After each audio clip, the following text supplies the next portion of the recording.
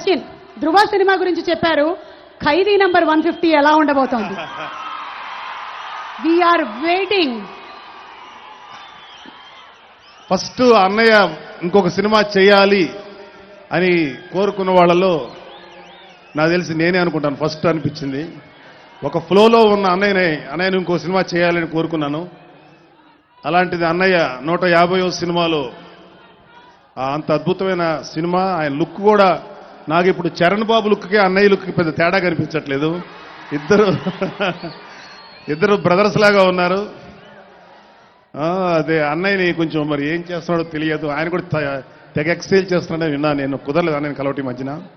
So 150వ cinema మా అరవింద్ గారి cinema ధృవ, రెండు సూపర్ డూపర్ హిట్ అవుతాయి, గ్యారంటీ. All the best.